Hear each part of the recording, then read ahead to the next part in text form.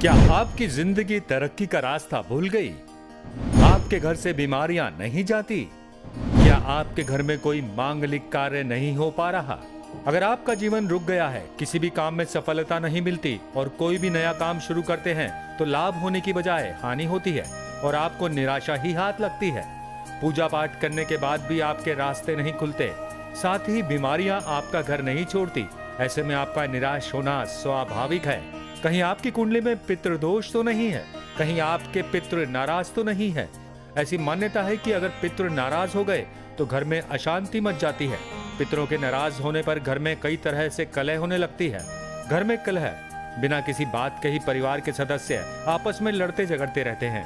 अगर आपके यहाँ भी ऐसा होता है तो यह पितृदोष का कारण हो सकता है। स्वास्थ्य संबंधी समस्याएं, पितरों के नाराज होने पर घर में स्वास्थ्य संबंधी समस्याएं लगी रहती हैं। लगातार परिवार का कोई सदस्य अस्वस्थ बना रहेगा। इलाज कराने के बावजूद समस्याएं यथावत बनी रहती हैं।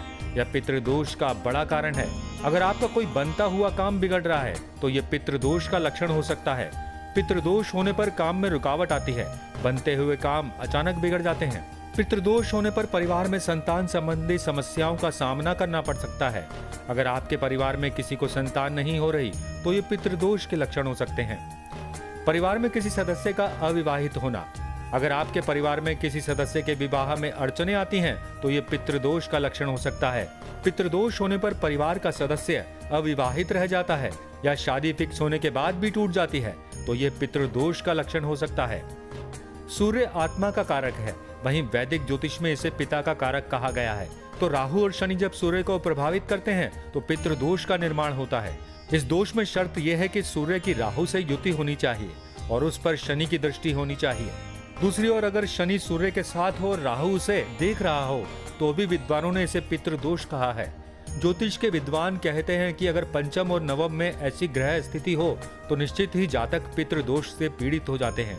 हिंदू धर्म में पितृपक्ष का बहुत महत्व है। पौराणिक मान्यता है कि पितृपक्ष के समय हमारे पूर्वज अपने वंशजों को आशीर्वाद देने धरती पर आते हैं। पितृपक्ष में पूर्वजों की मुक्ति और उसकी आत्मा की शांति के लिए श्राद्ध भी किए जाते हैं। इस दिन पितरों के नाम से दान, पुण्य, धर्म के कार्य करने और पिंडदान करने से पितरों की आत्मा को शांति मिलती है। हर अमावस्या को देवताओं को भोग लगाकर अपने पितरों के निमित्त अन्न और वस्त्र भेंट करना चाहिए। इसके अलावा कुछ उपाय हैं, जैसे कि सूर्य देव की रोजाना विधिवत पूजा करें और अर्घ्य दें। सूर्य देव के सामने अपने पितरों की शांति की प्रार्थना करें। साल में एक बार किसी पवित्र नदी के किनारे पितरों के निमित्त गरीबों को भोजन दें। इन उपायों से आपके पितृ शांत होंगे और आपके तरक्की के मार्ग प्रशस्त होंगे। आज की वीडियो में बस इतना ही। मिलते हैं अगली वीडियो में एक और नए टॉपिक के साथ। तब तक के लिए नमस्कार।